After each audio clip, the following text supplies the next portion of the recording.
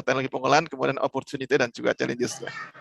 Baik, ada 3 poin yang ingin saya sampaikan di sini terkait dengan berapa pentingnya tropical seaweed itu untuk kita, terutama untuk komunitas, untuk masyarakat yang hidup di perairan, di pantai. Kemudian bagaimana pemanfaatannya itu nanti terkait dengan integrated processing teknologi dan juga bagaimana opportunities dan juga jenis-jenis yang kita hadapi. Baik, akan sangat ridho kalau Allah itu juga mengingatkan kepada kita terkait dengan bagaimana kalau kita diberi sesuatu malah kita tidak tambah bersyukur, kira-kira seperti itu intinya. Jadi yuk kita niatkan bahwa dengan segala keterbatasan saya, bahwa pada pagi hari ini kita sharing sedikit yang Allah titipkan kepada saya untuk bisa menjadi amal di akhirat nanti. Nah, teman sekalian, kalau kita bicara laut luar biasa, dan berkali-kali ini saya sampaikan di forum manapun, ya terkait dengan laut 71%, kemudian darat 29%, dan sampaikan sayangnya perpanjang saya waktu ini apa namanya? Nggak bisa dibalas di sini karena masuk di email. Nggak bisa di sini, dan Al-Quran mengancamkan seperti itu. Jadi siapa lagi kalau bukan umat kita yang percaya dengan Al-Quran, kira-kira seperti itu. Dan ini sekali lagi bagaimana laut itu misteri. Ya, dan kalau kita cermati, kita sebagai khalifah di dalam laut itu ada apa? Ya, laut itu misteri, ada ikan, tumbuhan, dan pada pagi hari ini kita fokus kepada tumbuhan, rumput laut, itu ada kapal, ya, kemudian ada perhiasan, nih, buat ibu-ibu yang suka perhiasan, ya, ada emas, ada mutiara, kemudian melalui sains dan teknologi, termasuk pada pagi hari ini kita ngeriung, kita ngobrol, itu terkait bagaimana kita mengoptimalkan. Dan final goal-nya adalah kita bersyukur sebagai tujuan akhir kita. Baik, teman sekalian, kalau kita cermati, ini suasana yang luar biasa. Kenapa saya suka gambar-gambar ini, walaupun juga proses mendapatkan juga luar biasa. Ya, jadi ini gambaran bagaimana rumput laut itu mempunyai masa depan yang luar biasa terkait dengan aktivitasnya. Ini juga demikian, ya bagaimana orang-orang ini jauh dari COVID, nggak akan nyenggol ke sini, itu ya. Luar biasa ya, para nelayan, kemudian termasuk juga para peneliti bagaimana jebur ke laut, ya pasti basah. Jadi perikanan ke laut adalah ladang basah, ya karena kita mainnya di air, ya mainnya di laut, kira-kira seperti itu. Dan adalah bagaimana mereka melakukan aktivitas untuk harvesting. Dan yang tidak kalah menarik, di Al-Quran juga menyatakan bahwa misi kita sebagai khalifah itu untuk apa? Sebagai khalifah untuk memelihara, sehingga SDGs itu adopsi di Al-Quran 14 abad yang lalu. Dan kita juga harus paham betul bahwa Allah menciptakan sesuatu pasti untuk terkait dengan untuk kemaslahatan umat, for human being, dan kita juga harus juga memikirkan bagaimana sumber daya itu untuk generasi yang akan datang. Makanya ada istilah sustainability dan seterusnya yang didengung-dengungkan. Baik, teman sekalian, para gurunda dan juga rekan-rekan sekalian, berkali-kali mungkin sudah disampaikan kekayaan yang luar biasa. Ya, apakah kita cukup dengan kekayaan itu? Kira-kira seperti itu ya. Allah menakdirkan kita hidup di negara yang luar biasa sumber daya alamnya. Dan juga negara lain itu tidak ridho kalau kita itu akur, kalau kita itu maju, kalau kita itu leading, makanya itu diobok-obok dari segala arah. Itu yang harus kita pahami. Makanya saatnya kita untuk mencoba, ya berkontribusi untuk merah putih, sekecil apapun. Mumpung ini bertepat dengan 17 Agustus, paling tidak hijrah kita dan juga sesuai dengan tahun baru Islam, karena dari hijrah kita bagaimana kita bisa berkontribusi untuk NKRI. Nah, kemudian beberapa hal teman sekalian begitu luar biasa terkait dengan rumput laut, dan ini sudah saya sampaikan berkali-kali, ya bagaimana ekspornya dan seterusnya. Ya, di satu sisi juga mempunyai beberapa hal yang juga perlu kita cermati terkait dengan bagaimana terkait dengan nilai tambah yang kita masih rendah. Kira-kira itu, teman sekalian. Ini sangat simpel bagaimana cultivating cycle-nya. Nah, kemudian ini juga demikian, sekalian. Nah, yang juga perlu kita cermati, ya Allah menakdirkan kita hidup pada garis lintang yang luar biasa. Ya, rumput laut tumbuh baik, ya tropical seaweed itu di 10 lintang selatan dan utara. Kita berada di situ. Ini tempat tumbuhnya yang luar biasa. Jangankan tumbuh laut, masalah pun tumbuh di negara kita. Artinya apa? Begitu luar biasa. Sehingga apa? Di balik kebaikan itu pasti ada efek-efek yang luar biasa. Itu kira-kira. Dan masalahnya juga banyak. Ya, karena apa? Karena kita ditakdirin Allah Indonesia itu mampu. Cuma kapan gitu loh ya kira-kira. Kapan mengurai ini ya. Dan ini kalau kita mapping lebih lanjut lagi bagaimana kawasan Coral Triangle kita. Dan kalau kita cermati, ini teman sekalian, kita punya potensi yang luar biasa. Kemudian kalau kita breakdown lagi terkait dengan kawasan timur yang produksinya luar biasa ya, sampai 200.000 ton ya. Kemudian di setengah itu 50, kemudian bisa kita tingkat 4 kali, sementara di barat itu sekitar 50. Kira-kira seperti itu, teman sekalian. Ini kira-kira beberapa jenis rumput laut yang kita inikan, ya. Juga demikian, ya. Juga demikian ketika saya masih muda dulu, ya. Ini juga beberapa jenis rumput laut yang kita punya. Demikian, banyak gambar-gambarnya teman sekalian. Nanti yang paling terakhir ada di poin-poin terkait dengan bagaimana peluang dan tantangan yang menjadi bagian bagi kita. Ini saya lewati teman sekalian, dan ulva silitas juga seksi banget. Ya, ini yang perlu kita garap lebih lanjut, dan kami di Bogor lagi bagaimana mengoptimalkan pemanfaatan silitas, kemudian teman-teman di budaya lagi mengidentifikasi dan juga bagaimana ulva ini bisa kita budidayakan. Ya, kira-kira itu PR ke depan kita ya. Baik, teman sekalian, kalau kita bicara rumput laut, sungguh luar biasa di dalam makhluk yang namanya rumput. Itu ada komponen yang luar biasa yang Allah takdirkan. Di situ ada polisakaria bersua dan seterusnya, dan saya yakin teman-teman sudah paham semua. Dan kalau kita lihat bagaimana pemanfaatannya, mulai dari foodstuff, dan yang paling seksi sekarang ini dalam 5 tahun terakhir terkait dengan biomaterial. Ya, biomaterial ini berkaitan dengan drug delivery, ya, kemudian terkait dengan material-material baru, ya, bioplastik dan sebagainya yang luar biasa. Dan kalau kita cermati riset-riset terakhir berkaitan dengan biomaterial from seaweed, itu lebih kepada bagaimana turunan dari seaweed itu bisa dijadikan sebagai media pembawa untuk drug delivery. Kira-kira seperti itu perkembangan terkait dengan riset rumput laut. Ini sudah berkali-kali saya sampaikan sekalian, dan ini juga demikian bagaimana masyarakat Asia Timur luar biasa terkait dengan ini. Karena apa? Karena mereka terkait dengan culture dan juga edukasi. Jadi ada 2 hal teman-teman sekalian, ya, kenapa masyarakat Jepang yang kita tahu lah bagaimana mereka luar biasa ya terkait dengan kultur dan budaya. Nggak ada orang itu nyebrang sembarangan, nggak ada orang itu melanggar aturan, ya, karena mereka dididik luar biasa. Dan yang mendidik itu juga orang-orang yang luar biasa. Kira-kira begitu ya. Ya, makanya kan ada pepatah guru kencing berdiri, murid kencing berlari. Ya, kalau di kita bukan murid kencing berlari, murid mengencingin guru sekarang itu ya. Fenomena yang terjadi sekarang ini, bagaimana edukasi kita luar biasa terkait dengan moral yang perlu kita coba petanin kembali. Ini kira-kira informasi lama ya terkait dengan bagaimana yang ada di rumput laut. Ini juga demikian teman sekalian. Ini juga beberapa data berkaitan dengan bagaimana rumput laut itu kita manfaatkan. Saya skip aja beberapa teman-teman. Nah, ini sebagai ilustrasi teman-teman sekalian bagaimana rumput laut menjadi bagian yang luar biasa dari food habit ya, dari habit eating ya terkait dengan rumput laut yang menjadi bagian penting, dan itu kita dorong ke depan ya, terlepas kita tidak punya sumber daya nori, kita tidak punya sumber daya seperti, tapi bagaimana masyarakat Jepang, masyarakat Asia Timur itu bisa menjadikan rumput laut sebagai bagian dari menu kita. Dan juga demikian ya beberapa informasi terkait dengan kekayaan mineral ya, kemudian flavor, dan juga berkaitan dengan kemampuan dia untuk bisa menurunkan kolesterol, kira-kira seperti itu. Ini juga demikian teman sekalian, kebetulan rekan saya lagi di Jepang, saya nitip terus terang tuh, nitip untuk miso zero gitu ya, hal-hal miso zero juga ada nih kira-kira teman sekalian. Ini kita punya kalorpa yang juga perlu kita coba kembangkan lebih lanjut terkait dengan pemanfaatannya. Nah, ini ilustrasinya apa teman-teman yang bisa kita tarik?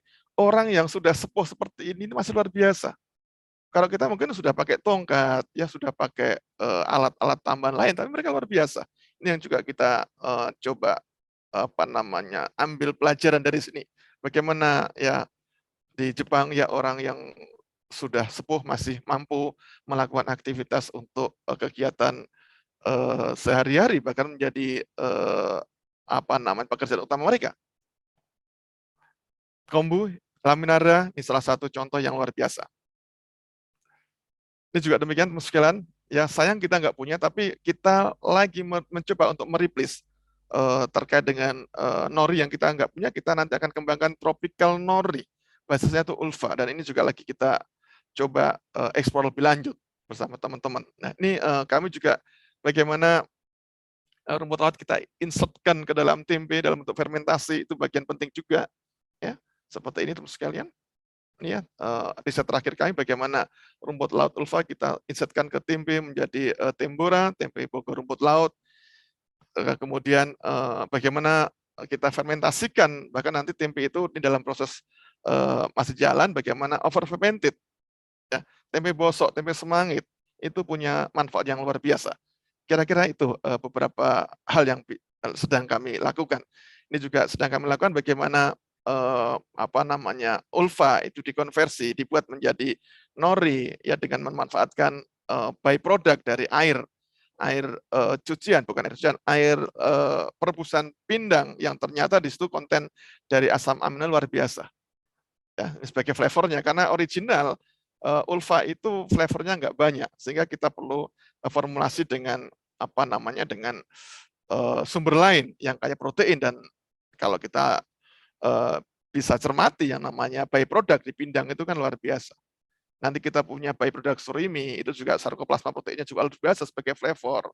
Kemudian dari apa namanya industri rajungan misalnya, itu bisa kita coba manfaatkan. Itu kira-kira teman sekalian. Ini informasi yang tidak beda, ya. Dan juga demikian, ya, bagaimana mineral, ya, bagaimana ini kondisi di mana kita punya sumber yang luar biasa, tapi masih ada apa namanya masih ada problem terkait dengan iodin, walaupun sekarang sudah mulai apa namanya mulai berkurang banyak. Itulah salah satu program yang luar biasa dari government terkait dengan iodisasi garam, ya. Jadi garam sebagai vehicle-nya, garam sebagai kendaraannya itu mampu untuk mereduksi secara nyata, ya, terkait dengan problem goiter, problem kondok. Kenapa garam? Karena garam itu dari presiden sampai kita itu pasti menggunakan garam. Sehingga apa? Sehingga segmennya itu luar biasa besar.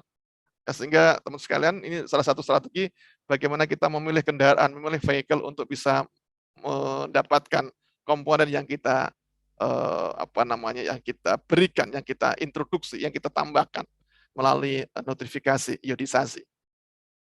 Dietary fiber menjadi bagian penting, teman sekalian. Kita juga tidak kalah menarik, bukan komponen gizi, tapi kalau kita tidak mengkonsumsi dietary fiber, ya banyak muncul, dan ini beberapa hal terkait dengan colon cancer, ya, kemudian kolesterol, itu menjadi bagian yang luar biasa terkait dengan kondisi kita, ya, karena juga perubahan dari pola hidup, perubahan dari gaya hidup, ya, anak-anak milenial kan anak-anak yang cukup dengan smartphone, ya, mereka pesan makan dan seterusnya, malas gerak, ya, sehingga kemudian banyak mengkonsumsi pangan-pangan yang pangan planet, ya, pangan kemasan yang kaya akan apa namanya komponen-komponen yang tidak baik untuk kesehatan, ya, natriumnya tinggi dan sebagainya.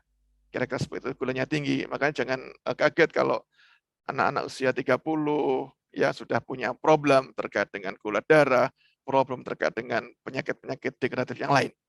Nah, ini kira-kira bagaimana apa namanya rumput laut mampu ya terkait dengan dietary fiber itu, ya. Jadi secara diet yang kita konsumsi itu pasti mengandung kolesterol, ya. Kemudian di satu sisi itu dari endogenous, ya, dari empedu, pankreas itu juga mengandung kolesterol, tambah banyak di sini, ya. Makanya kalau tidak kita binding, kalau kita tidak ikat, ya, berapa jumlah kolesterol yang ada dalam tubuh, karena nanti akan dimasukkan lagi, ya, melalui siklus heterohepatik. Kira-kira itu, teman sekalian. Nah, kira-kira juga fenomena terkini bagaimana algae itu juga bisa berkontribusi untuk menjadikan meat analog ini di algae world luar biasa. Dan ini juga demikian nih terikat penelitian kami yang lagi mendesain teman sekalian bagaimana radikal delicious itu kita menggunakan ini kita coba bagaimana meat analog ya dengan komposisi kedelai walaupun juga itu pasti impor ya, jagung ya, kemudian ada rumput laut dengan 45% rumput laut juga mampu menghasilkan meat analog yang luar biasa. Ya ini kira-kira teman-teman sekalian yang menjadi bagian perlu kita kembangkan ke depannya. Nah, kemudian kalau kita bicara tentang bicocoloid, ada 3 kelompok besar, ya carrageenophyte, agarophyte, dan alginophyte. Teman-teman sekalian sudah paham semua. Dan ini kondisinya ya terkait dengan keberadaan carrageen dan agar itu di dalam jaringan, itu berada di dalam selulosa. Dan yang menjadi poin penting di sini adalah perlu pengeluaran, perlu ekstraksi. Dan yang keunggulan lain di kita, kenapa kita produksi banyak? Karena apa? Karena dalam setahun kita bisa 4 kali ya, bisa 4 kali budidaya, 4 kali panen. Beda dengan rumput laut ataupun khususnya keraginan di daerah dingin, hanya sekali misalnya. Itu kira-kira beberapa keunggulan yang menjadi peluang ya sekaligus tantangan bagi kita. Nah, yang terkait dengan bagaimana usia panen juga menjadi poin penting, teman sekalian. Nah, kemudian ini kondisinya, ini terkait dengan beberapa siwit, ya sama-sama Capabicus, ya kemudian ini kondisinya setelah dikeringkan. Nah, kemudian keraginan juga menjadi bagian penting. Tadi Bu Didian sudah menyampaikan ada 3 siwit ya yang tumbuh, yang dibudidayakan. Ya, salah satunya adalah yang Cotini ya, ini ya. Ini terkait dengan ada 3 kelompok ya, ini berbeda di mana, berbeda di konten sulfatnya dan posisinya. Mohon maaf nih, saya yakin teman-teman sudah paham semua, sehingga ini menjadi karakteristik. Nah, apakah sulfat nggak ada manfaatnya? Banyak sekali manfaatnya, sehingga engineering proses itu menjadi bagian penting. Ya, makanya kalau kita mengekstrak sesuatu itu tujuannya untuk apa? Kalau untuk geleng ya sulfatnya dihilangkan. Kalau tujuannya kita untuk mendapatkan komponen aktif, ya jangan dihilangkan. Sehingga apa?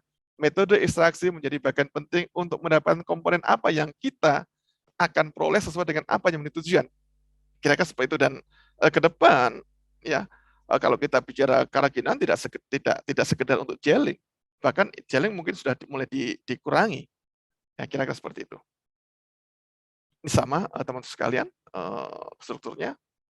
Nah, ini karakteristiknya teman sekalian terkait dengan bagaimana ketiga kelompok besar keraginan itu sendiri. Ini basically terkait dengan proses ekstraksinya. Mohon maaf, ini sangat banyak faktor yang terlibat di dalamnya. Ya, ini menjadi bagian penting. Nah, kemudian juga bagaimana secara engineering kita juga bisa melakukan wet spinning misalnya. Ini juga menjadi bagian-bagian penting ya untuk bisa digunakan sebagai biomaterial. Ini terkait dengan bagaimana tipe alkali ya, konsentrasi berpengaruh terkait dengan gas strength dan sebagainya. Ya, intinya bahwa semakin kecil kandungan sulfatnya, gelsennya semakin bagus. Ya, kemudian ada korelasi dengan menurunnya yield. Nah, kira-kira itu, teman-teman sekalian. Ini saya rasa juga teman-teman Seaweed Lover sudah paham bagaimana gelling mekanisme ya dari agar dari keraginan. Nah, ini teman sekalian. Bagaimana terkait dengan karakteristik psikokimia? Ya, karena dia punya gelling viskositas, ya, water absorption, ya, kemudian negatively charged group, ya, cross linking dengan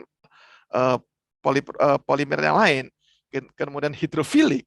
Nah, ini bisa dimanfaatkan sebagai macam-macam, ya, sebagai sustain drug release, teman-teman, kira-kira seperti itu. Ya, kita pengen kan bahwa obat itu kan rilisnya itu pelan-pelan, rilisnya itu kalau sudah ke tempat target, bukan di mulut sudah dirilis, ya, bukan di lambung dirilis. ya beda ya. Biasanya itu tulisannya di usus halus, nanti akan diserap. Kira-kira itu bagaimana dia itu bisa membawa material aktif itu ke dalam satu sistem pencernaan, kemudian dirilis pada tempat yang memang di situ tempat untuk mengabsorb. Kira-kira itu filosofinya, teman-teman sekalian. Ya, kemudian juga enhanced drug dissolution, ya ini terkait dengan tadi drug delivery, kemudian beberapa termasuk juga tissue engineering, bagian penting. Nah, teman sekalian, ini yang perlu kita coba kembangkan, dan ini sudah 5 tahun terakhir ya, para peneliti sudah mulai ya. Jadi bagaimana kita merekayasa ya sisi aktifnya ini dengan berbagai macam metode, dan yang paling banyak dilakukan dengan chemical, melalui chemical engineering ya. Ini di gugus-gugus sulfatnya bisa ditumpangi, bisa di-replace dengan gugus-gugus yang lain, dan nanti fungsinya sebagai apa? Apakah sebagai anti cancer, kemudian anti obesity ya, kemudian antimikrobial, kemudian imunomodulator, antioksidan dan sebagainya. Sehingga teman sekalian, kerajinan derivatif yang mempunyai fungsi tertentu sebagai tujuannya itu ke depan dikembangkan. Apalagi kalau itu berkaitan dengan kesehatan, berkaitan dengan kecantikan. Nah, itu kan salah satu kata kunci yang membuat orang itu mau mengkonsumsi, orang itu mau membeli, itu terkait dengan klaimnya. Ya, dia punya fungsi tertentu. Ini kira-kira beberapa informasi terkait dengan kerajinan. Ya, dalam bentuk model drugnya bagaimana, kemudian bagaimana mekanismenya. Ini bahkan 2010 itu udah mulai riset-riset terkait ini. Ya, sehingga 10 tahun terakhir itu luar biasa, dan mungkin obat yang kita kita konsumsi itu juga menggunakan eksepiennya juga menggunakan material yang berasal dari rumput laut, kira-kira seperti itu. Nah, ini salah satu informasi terkait dengan bagaimana komponen ini ya bisa atraktif dengan yang lain yang luar biasa fungsinya. Artinya dengan rekayasa ini ya, dengan rekayasa mampu ya untuk bisa memberikan manfaat pada kita.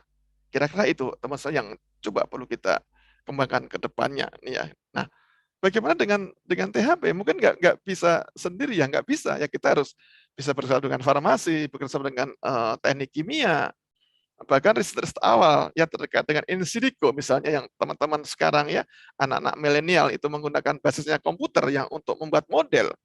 Itu sebagai informasi awal ya, walaupun nanti juga harus ada pembuktian melalui laboratorium. Itu kira-kira teman sekalian. Ini juga bagaimana turunan dari kerajinan dalam bentuk karboksil metil itu belum sebagai antibakteri, berfungsi antioksidan. Kira-kira itu beberapa catatan yang coba perlu kita arahkan ke sana ya, riset-riset yang kita lakukan, dan itu muaranya akan luar biasa. Ya. Baik, yang kedua terkait dengan alginat. Walaupun kita tidak punya sumber luar biasa, tapi riset tentang alginat itu luar biasa. Ini juga PR bagi kita, bagaimana teman-teman nanti di sektor kultur dan sektor budaya itu bisa menyediakan bahan baku yang luar biasa. Karena sumber alginat kita kan masih liar ya, masih mendatangkan dari alam.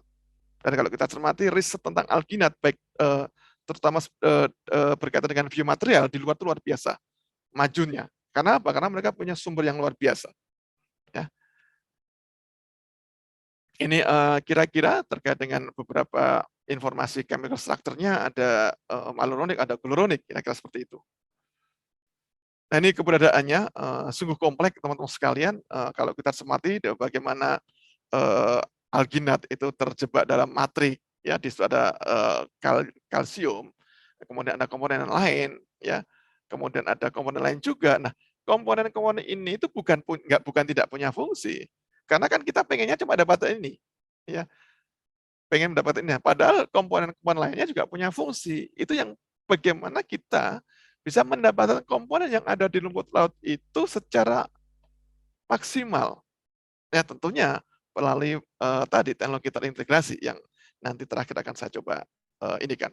Nah, ini basically bagaimana proses proses ekstraksinya.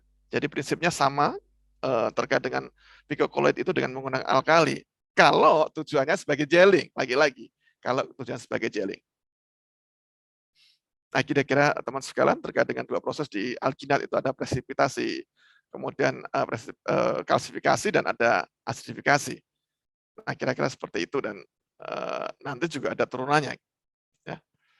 Ini kira-kira bagaimana apa namanya seaweed dari brown seaweed kita konversi menjadi asam alginat, kemudian kita juga melalui N-hexane menjadi garam alginat, atau kita esterifikasi menjadi PGA yang sifatnya itu lebih larut dalam air, karena problem di alginat karena dia itu tidak larut dalam air sehingga perlu direkayasa. Nah, suhu, waktu, ya kemudian jenis alkali dan sebagainya itu faktor yang perlu kita kaji lebih lanjut ya terkait dengan bagaimana kita mendapatkan komponen sesuai dengan peruntukannya. Ini kira-kira bagaimana alginat ini kita bisa konversi menjadi turunannya yang lebih larut dalam air, dan ini banyak diaplikasikan ya. Tadi pagi jam 8:30 ya anak kami lagi riset tentang meta analisis ya untuk produksi natrium alginat, dan dunia ya sekitar positif terbesar itu adalah PGA sekitar 34%, kemudian diikuti oleh natrium alginat. Itu kira-kira sehingga apa? Sehingga nanti kita akan coba kalau mendesain sesuatu terkait dengan peta jalan, terkait dengan roadmap, itu pasar tuh pengennya apa? Ya from market untuk market itu menjadi bagian kunci. Ini kira-kira bentuk penampakannya.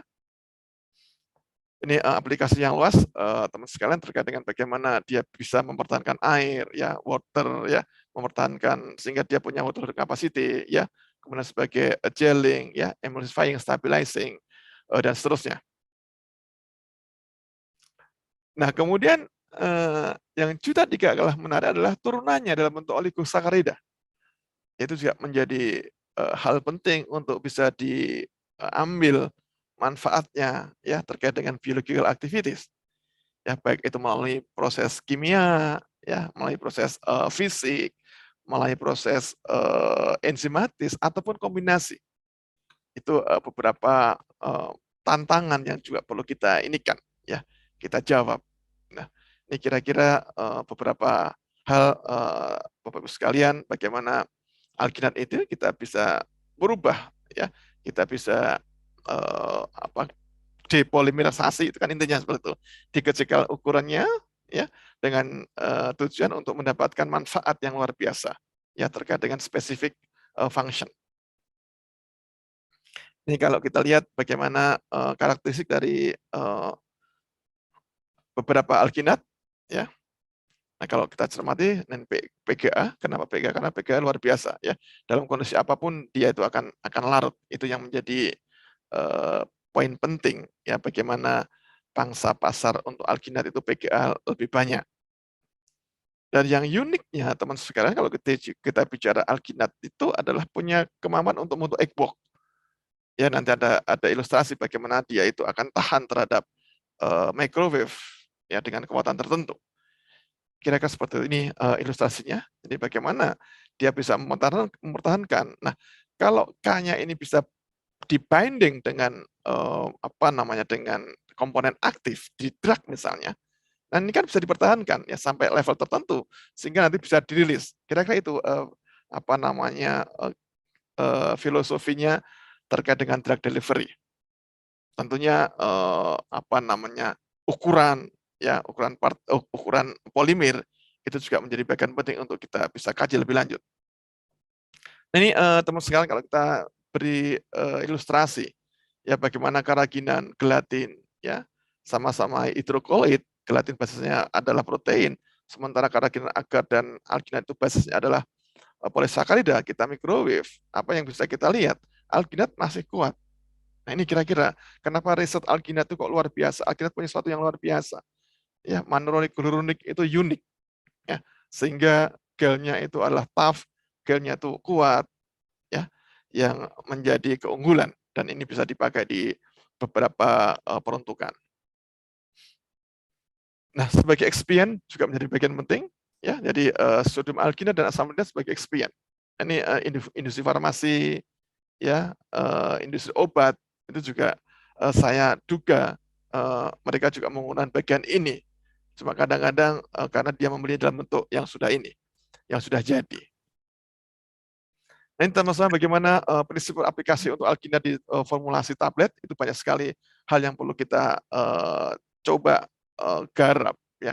Bagaimana kontrol drug list-nya, apakah dia sebagai viral atau binder, bagaimana disintegrannya, ya, bagaimana disolusinya, dan juga bagaimana bioavailabilitasnya. Itu menjadi bagian penting yang perlu kita inikan. Sehingga saatnya orang THP tidak berpikir tentang THP. Ya, THP juga bisa berkolaborasi dengan yang lain, dan saatnya ini untuk berkolaborasi. Masalah rumput laut tidak akan selesai kalau hanya kita sendiri yang memikirkan. Nah, kira-kira seperti itu tantangan-tantangan yang ini kan. Ini kira-kira terkait beberapa faktor, ada faktor intrinsik, faktor ekstrinsik terkait dengan dissolution tadi itu sekalian. Nah, alginat ini juga bisa digunakan sebagai komposit untuk biomedical application. Ya, composite form dalam bentuk fiber, dalam bentuk bead, ini di obat, ya, hidrogel, ya, 3 dimension printing, sebagai wound dressing, pembalut, penyembuh luka, ya, ada tissue engineering, ya, kemudian drug delivery. Ini fenomena yang 10 tahun terakhir lagi dikembangkan, teman sekalian, ya, terkait dengan alamiahnya, ya, kemudian terkait dengan uniqueness dari alginat itu sendiri, ya, tantangan besar bagi kita sekaligus sebagai peluang untuk bisa kita kolaborasi. Agar juga demikian, beberapa contoh teman sekalian, ini kira-kira gambaran agar ini apa namanya metode ekstraksinya, saya rasa nggak susah ya, sama nih teman-teman sudah paham betul ya. Nah, tadi saya menyampaikan terkait bagaimana siletas, ya, ulfa, ya, ada luar biasa, ya, dia punya komponen-komponen yang luar biasa yang perlu kita ini lagi, ya, bagaimana dia itu bisa imun, kemudian bisa mengontrol gula darah, kemudian bisa support thyroid health, karena di sini ada komponen-komponen yang luar biasa, teman sekalian, ya, kemudian reduce inflammatory, ya, dan sebagainya, long life misalnya. Nah, ini kira-kira keunggulan-keunggulan yang perlu kita topang lebih lanjut, ya, melalui kolaborasi riset. Nah, bioaktif yang lain juga kita punya fenolik compound, metabolit sekunder, teman-teman sekalian, yang luar biasa, yang itu ada di rumput laut, terutama tropical seaweed yang dapat paparan sinar matahari. Kenapa masih dia hidup di kondisi yang ekstrim? Ya kena ombak, ya, kemudian kena matahari, ya salintasnya berubah-ubah, luar biasa itu masih hidup. Berarti ada suatu komponen yang dihasilkan untuk melindungi dia. Kira-kira seperti itu. Dan salah satu adalah fenol dengan segala turunnya. Kalau kita ngomong fenol itu kelompok besar. Kira-kira itu teman sekalian. Dan ini sebagai komponen yang lebih besar yang kita kenal dengan apa namanya functional ingredient. Ya, tentunya bagaimana kita mendapatkan fenol itu juga kita harus tahu fenolnya itu berada di mana dan karakteristik fenol itu bagaimana. Seperti hanya kita dapat jodoh, ya, kita akan menyatu kalau apa? Kalau kita paham tentang karakteristik salon kita, sehingga kita akan nyekrup, kita akan nyambung. Itu kan prinsipnya kita mendapat sesuatu. Prinsipnya ekstraksinya seperti itu. Baik.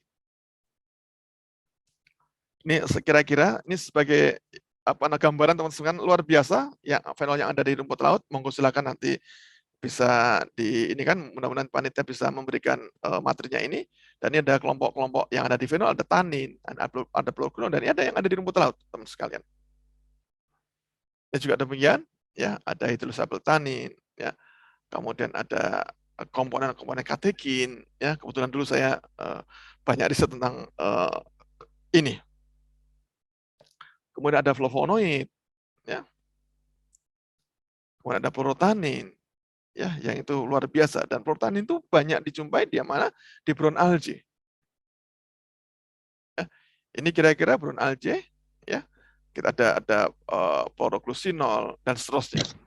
Dan kalau kita cermati teman-teman sekalian adalah dia punya benzen, kemudian punya gugus hidroksil. Kira-kira seperti itu. Dan kalau kita cermati, ya ini fungsinya luar biasa, ya, terkait dengan biological function, ya, sebagai apa namanya antiviral, ya, antioksidan, antibakterial dan sebagainya. Juga demikian, Ya, ini informasi beberapa fenol yang ada di rumput laut, teman sekalian, di Pisces, ya, di Rhodophyceae dan juga di Chlorophyceae. Ini beberapa hal yang ada di rumput laut, dan ini adalah spesiesnya yang ada, dan dari sekian ini kita juga punya. Bahkan mungkin di kita belum tereksplorasi lebih lanjut. Kira-kira itu beberapa gambaran ya terkait dengan bioaktif kompon yang ada di rumput laut. Baik, ini yang perlu kita diskusikan lebih banyak, teman sekalian. Bagaimana opportunities, bagaimana challenges kita. Ya. Jadi renewable, degradable, recyclable itu menjadi bagian penting. Eco-friendly, social acceptable, commercially viable. Ya, terkait dengan apa? Sustainable. Tadi kan kita di awal, Allah memberikan kita, Allah menyuruh kita sebagai khalifah itu kan apa? Untuk kelangsungan hidup, untuk memelihara, sustainable. Kira-kira seperti itu. Sehingga apa? Sehingga apapun yang kita lakukan juga seperti itu. Ya, kenapa saya mau diminta Pak Heru untuk memprovokasi, kan tugas profesor kan provokator, memprovokasi untuk kebaikan-kebaikan. Kenapa? Ini terkait dengan bagaimana sustainability-nya. Kira-kira seperti itu. Dan 2045 di saat kita 100 tahun, mungkin saya Pak Heru sudah nggak ada. Tapi legasi yang coba kita bangun selama kita hidup itu bisa dimanfaatkan, itu kan indah gitu ya. Jadi insya Allah nanti kita di alam sana itu menuai hasilnya, kira-kira itu. Makanya kalau saya diundang seminar selagi saya bisa dan itu bidang saya, insya Allah saya akan samina wa ata'na. Kira-kira seperti itu. Alga biomasa teman sekalian, ya luar biasa, ya terkait bagaimana ekstraktor mitologi, ya itu terkait dengan bagaimana nanti, ya berkaitan dengan bagaimana wishnya, bagaimana dengan environmentnya, ya bagaimana dia itu juga berinteraksi dengan yang lainnya. Alga itu ada organismenya, ya ada mikroba dan seterusnya. Dan ini bagaimana manfaatnya ya terkait dengan chemical yang ada, pharmaceutical aspek, ya industrial purposes dan sebagainya. Ya ini suatu yang luar biasa ya terkait dengan apa yang dimiliki di dalam alga, sehingga apa? Ekstraksi metodologi itu menjadi bagian penting untuk bisa kita garap lebih lanjut untuk bisa mendapatkan komponen yang kita inginkan, sekaligus kita itu berpikir tentang friendly ya dengan lingkungan, ya kemudian juga sustainability itu menjadi bagian penting. Pigmen juga menjadi bagian penting, teman sekalian, termasuk metabolit sekunder. Ya, di situ ada antioksidan, anti-inflammatory, anti-cancer, dan semua punya biological activity. Dan ujung-ujungnya apa, teman sekalian? Kosmetik kecantikan. Orang kalau datang ke RRH itu, orang kalau datang ke dokter kecantikan udah selesai urusan perutnya. Orang kalau dikasih sesuatu ada kaitannya dengan kesehatan itu berapapun akan dibeli. Ya, dan juga functional food yang punya fungsi khusus. Ini kira-kira 3 kata kunci yang perlu menjadi pengungkit ya. Ada cosmeceutical, ada personal, dan ada functional food. Yang terkait dengan aplikasi komponen yang ada di dalam alga. Nah ini overview terkait dengan ekstraksi, biasanya metodenya konvensional. Kita perlu jangan yang konvensional. Kita perlu novel extraction, kita perlu baru yang tadi terkait dengan lingkungan, terkait keamanan, yang terkait dengan minimizing waste itu menjadi poin penting. Sehingga ya, novel teknik, novel extraction, nah itu menjadi keniscayaan untuk bisa kita kembangkan ke depan untuk bisa mendapatkan manfaat terkait dengan komponen yang ada di situ. Ya, kenapa? Karena komponen yang baik, ya, itu kalau salah penanganan akan menjadi tidak baik, bahkan akan menjadi madorot. Seperti barang halal. Halal kalau penanganannya nggak baik menjadi haram. Tapi kalau yang jelas yang haram pasti haram. Ya, kebetulan saya juga pernah ikut pelatihan aneh-aneh saja satu pelatihan juru sembelih halal. Yang halal itu bisa jadi haram. Kenapa? Karena nggak bagus dalam penyembelihannya. Ya, matinya bukan karena sembelih, matinya karena misalnya direndam dalam air panas, ya seperti ayam-ayam yang ada di pasaran. kita wallahu alam. Ya, itu kira-kira teman sekalian. Jadi yang baik itu bisa berubah menjadi tidak baik karena proses yang salah. Yang halal bisa menjadi haram karena salah dalam treatment, salah dalam penanganan. Tapi yang jelas yang haram pasti haram. Kira-kira itu. Nah ini bagaimana terintegrasi teman-teman sekalian. Jadi komponen-komponen yang sensitif, komponen-komponen yang dia punya fungsi biologis itu kita keluarkan dulu. Ya, kita keluarkan dulu. Karena apa? Karena metode ekstraksi itu beda.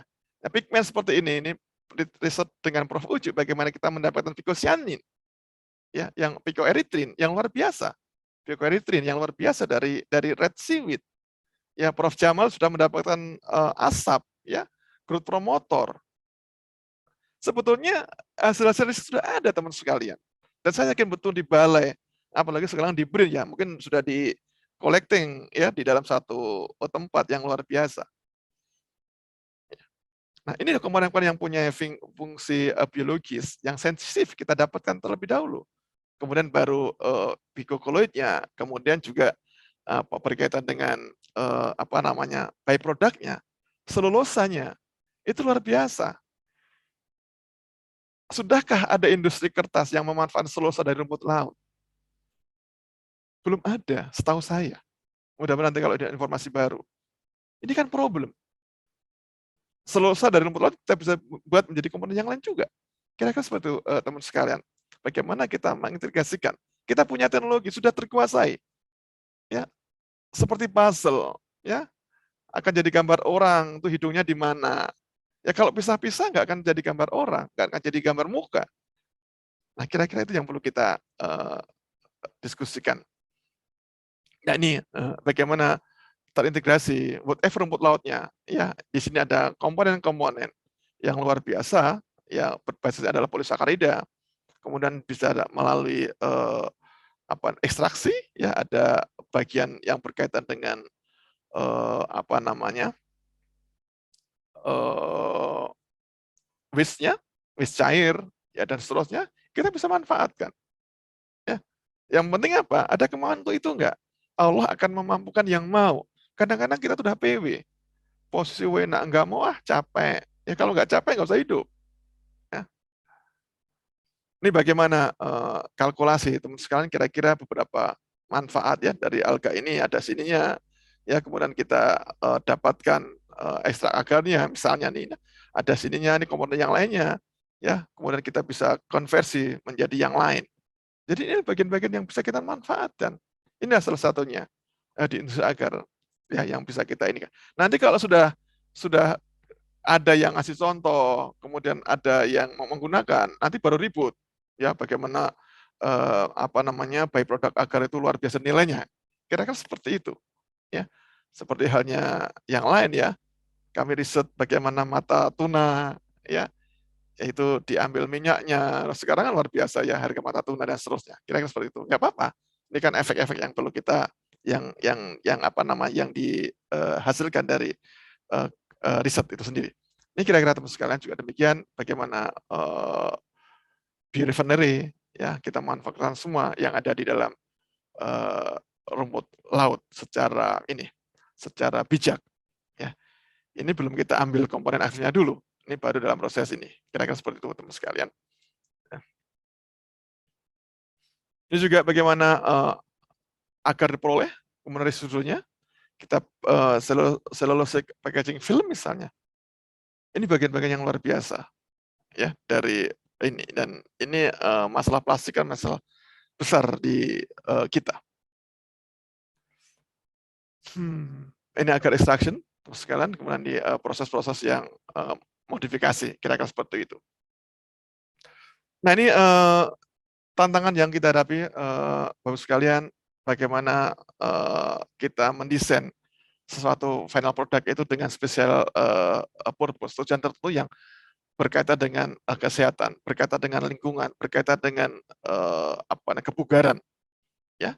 Di situ ada pangan, ya kemudian ada biomaterial, misalnya, ya terkait dengan biofilm, bioplastik, drug delivery. Nah kemudian juga bagaimana picocolloid tadi, karakinan tadi kita rekayasa ekstraksinya. ya, dan juga kita rekayasa chemical engineering untuk bisa mendapatkan produk turunannya sesuai dengan peruntukannya. Nah, kemudian konsep blue economy, ya, atau green processing technology, integrated processing, biorefinery, itu menjadi bagian penting untuk bisa mendapatkan komponen semuanya.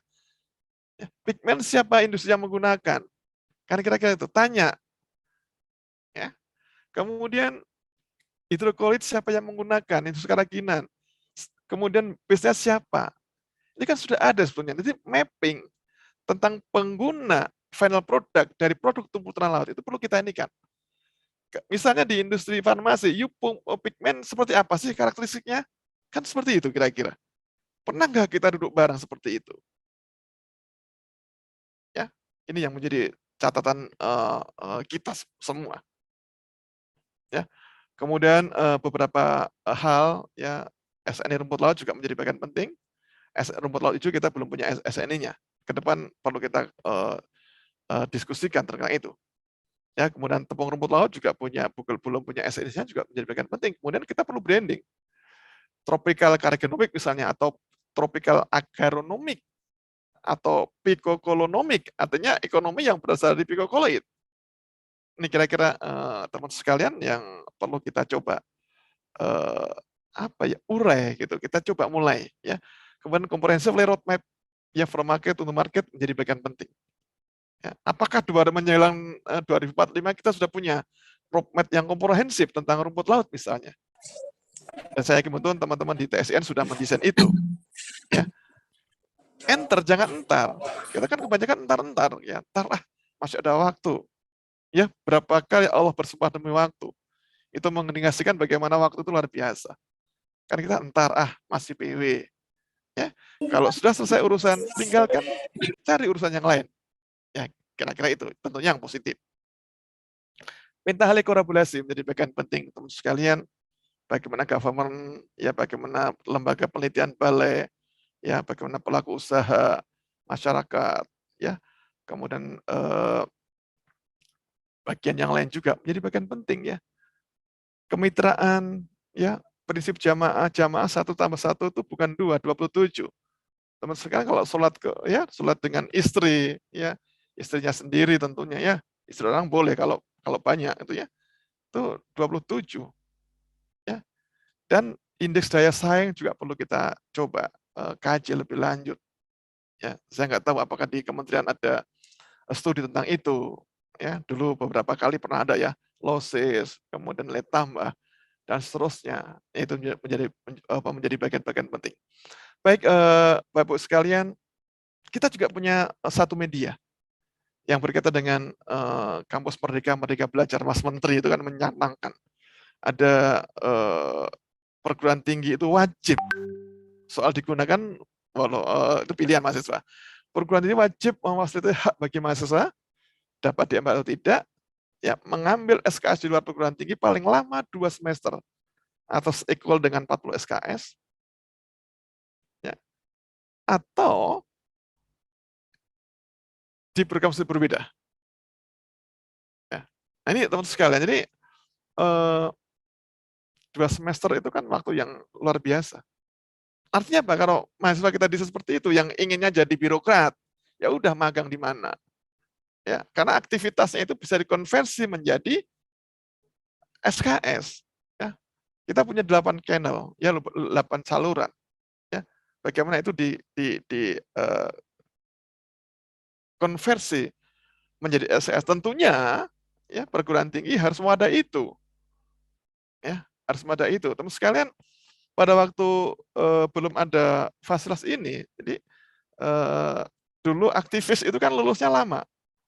Ya karena dia memperjuangkan ini, ikut ini, ikut itu. Sehingga dengan adanya kampus Merdeka Belajar, itu bisa dikonversi ya terkait dengan semacam itu, summer course misalnya. Ya, kemudian ada PIMNAS, ikut aktivitas kemahasiswaan, magang di industri, magang di kementerian misalnya, itu bisa dikonversi menjadi SKS. Ini kira-kira teman-teman sekalian, jadi beberapa wahana, beberapa wadah yang juga perlu kita coba manfaatkan untuk itu. yang kita berada dalam kondisi di mana VUCA ya, dari volatility, uncertainty, complexity, ambiguity, fragile menjadi agile, menjadi lincah. Vision, understanding, clarity, dan agility. Kira-kira itu. Kalau saya mencuplik apa yang disampaikan bos saya, Pak Rektor ya. Kemudian bukan karena yang kuat ya, tetapi yang karena adaptable tentang perubahan itu yang akan menjadi menjadi pemenangnya, menjadi pemimpinnya, kira-kira seperti itu. Termasuk walaupun sekarang juga ada problem di Komodo ya, dengan harga tiket yang 3 juta misalnya, ya. Kira-kira seperti itu. Jangankan yang Komodo, kita belanja aja di ini ya, dimintain pajak yang luar biasa. Kira-kira itu Bapak sekalian, ini yang bersama saya. Mungkin itu teman sekalian, wallahu a'lam bishawab, kurang lebihnya mohon maaf sekali dengan segala keterbatasannya. Mohon maaf para guru-guru saya, Prof. Jana, Prof. Tri, kemudian Pak Heru dan teman-teman yang lain. Terima kasih, kita bisa diskusi sampai jam 12 kurang 10 atau kurang 5 ya. Mohon izin karena kalau kita dipanggil Allah aja malah ini nanti urusan rumput akan selesai. Betul. Kira-kira itu. Terima kasih. Assalamualaikum warahmatullahi wabarakatuh. Waalaikumsalam warahmatullahi wabarakatuh. Luar biasa. Aplaus dulu untuk Pak Joko Santoso. Bapak Ibu, karena mengingat waktu yang sangat cukup padat yang kita miliki untuk diskusi kurang lebih 20 menit,